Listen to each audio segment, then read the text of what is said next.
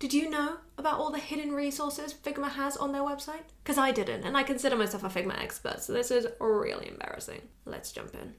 First thing you need to do is open Figma in the browser, which is a real problem if you are logged into a Figma account on your browser, because if you just go to figma.com, it will automatically open up kind of your files. The best way that I found around it is actually searching for Figma pricing, and then on Google, just clicking on that one. That one will always lead you to this kind of page, and then you can click on the Figma logo, which will take you back to the Figma homepage. Then scroll all the way to the bottom. Resources! Huh? They didn't tell me about this. So we've got blogs, best practices, cute, it's just loads of articles and fun things. But then QR code generator? What? Yeah.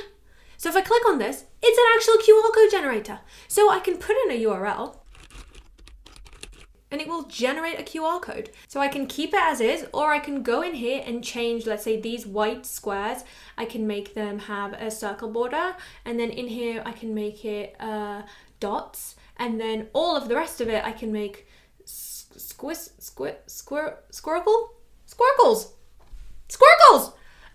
Fantastic. Now, this doesn't have to be a URL. It can also be text. It could lead you to a Wi-Fi network. It can send you a text message. It can call a phone number, add an email, anything you want it to be.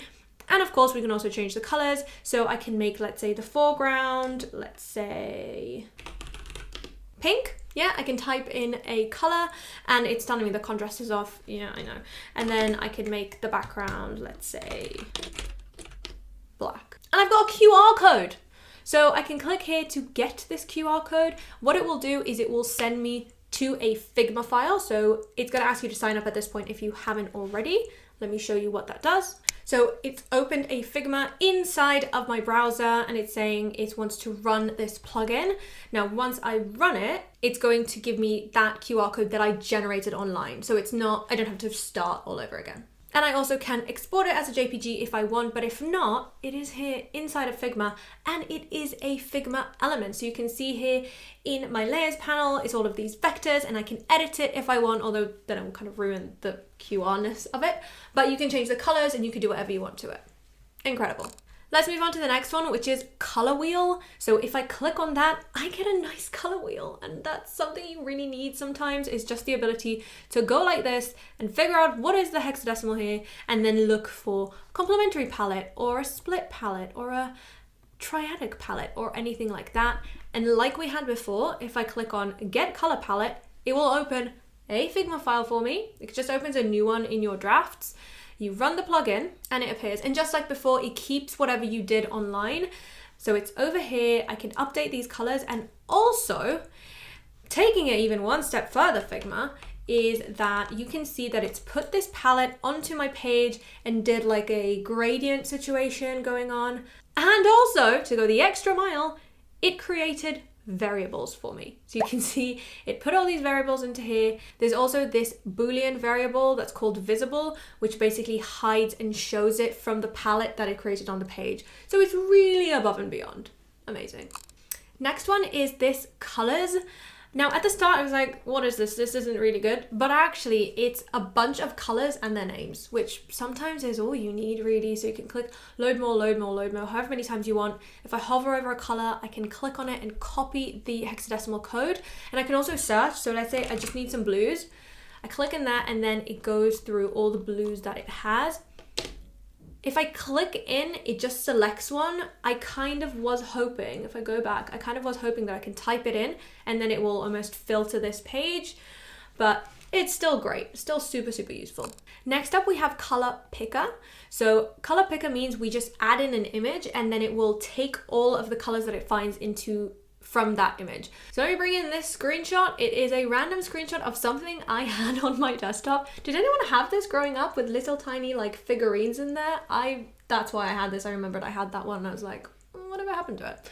So this thing, and you can see it's created a palette from this image.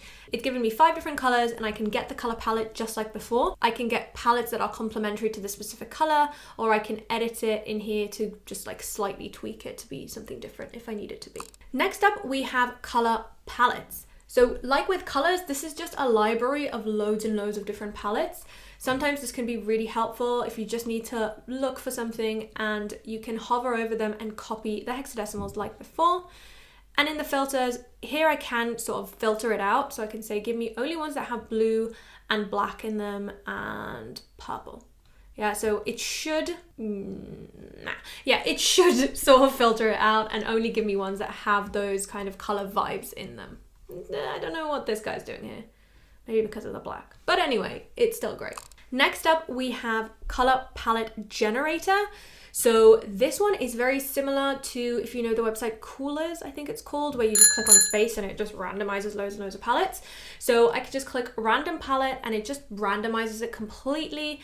Most of the times the colors will be quite complementary to one another, but sometimes it does go a bit rogue. And I can add a color. Let's say I need this many. So I can just click on that. And then if I click here, I can drag to reorder. I can lock a color. So it means that when I randomize, that one stays in place. And like before, I can still edit it to make it slightly different if I need it to be. Get the color palette. Again, it will send me to Figma, run the plugin. Then it will generate this just like before, adds in the variables. Again, it's just incredible. Next up, and most useful, I think, we have the color contrast checker. Now in here, it just does what it says on the tin. So if I put in different colors, so let's say the foreground is pink, what it will do is tell me the contrast and show me it as well as in an example here. So you can see the contrast is not good for this one. So maybe I'll just go in and change it to, say, this kind of color. So you see it's telling me normal text, and if I hover over, it tells me what does normal text even mean. It passes AA, but it doesn't pass AAA, which is the highest level of conformance. It passes for larger text and for UI elements, and then I can see it in action here.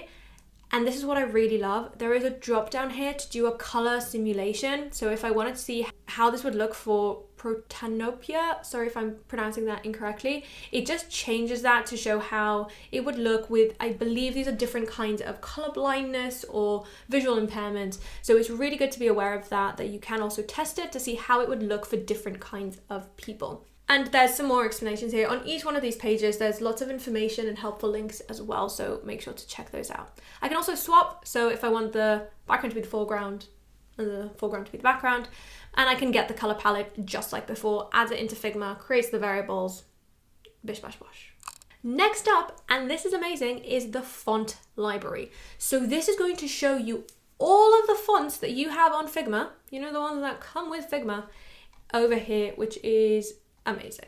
So let's say I want to change the preview text to say TD Sunshine, and I want the size to be 36, and I want it to be on this color, yeah? And then it will just list it all out. Now what's great, and I'm really missing inside of Figma, I hope they bring this in one day, is that you can change the category. So let's say I just want to see script. Wonderful. It does reset any filters you have, but that's fine. So you see, it just shows me all the script fonts. So this is really good if you are testing out different fonts and want to see kind of what's available to you instead of just clicking, you know, on the arrow button and letting it keep going. Next up, we have Lorem Ipsum Generator. There's loads of plugins out there that you can use, but this one's also really good. You can say what you want. Let's say I want 3 sentences. And you can do it Lorem Ipsum like this, or Figma Ipsum, which is like actual words that they're kind of using. I think it takes from text that comes from the Figma website or something. And then you can add in some things. So like add in something as a style, or add an ordered list, which is really cool. I've never seen this type of detail in a Lorem Ipsum generator, so I kind of like that. And then you can just copy the text, or you can open it in Figma itself, which again, like we know, will just open a plugin that does this for you. So there we go. Now, because we know they're all plugins, we know that we can do this from the opposite side. So we can do this from the website, or we can just search for the plugin inside of a Figma file. The only thing is, for example, this one is called Lorem Ipsum Generator. There are like 50 plugins called Lorem Ipsum Generator. So you have to find that specific one, or have to have used it before, so it's at the top of your suggestions. We've also got GIF Maker, which is a GIF maker? What? So you can turn a static image into beautiful animated GIFs. So let's pick, I'm gonna pick some images. So I chose these images that I had on my computer of these 4 cats from AI. And what's it gonna do? It's gonna do an infinite loop, and it's gonna fill yeah, I don't even know what's gonna happen because these cats aren't really fit for GIF, but let's see what it does. So I'm just gonna download it. Cool. So yeah, I didn't give it much to work with, but I created a GIF of all of these cats flicking through to the next picture. Super cool. Yeah, who knew we even had this? We can't complain. Thank you, Figma. That's all we can say. So that's that. I think we bridged the gap together and we can never talk about this again, that we weren't aware of this. I have no clue how long all these resources have been up. Potentially all of you are familiar with this and it's just me that wasn't aware. But now we're on the same page. So hope you enjoyed. Please like and subscribe. Let me know what other videos you'd like to see. See you at the next one.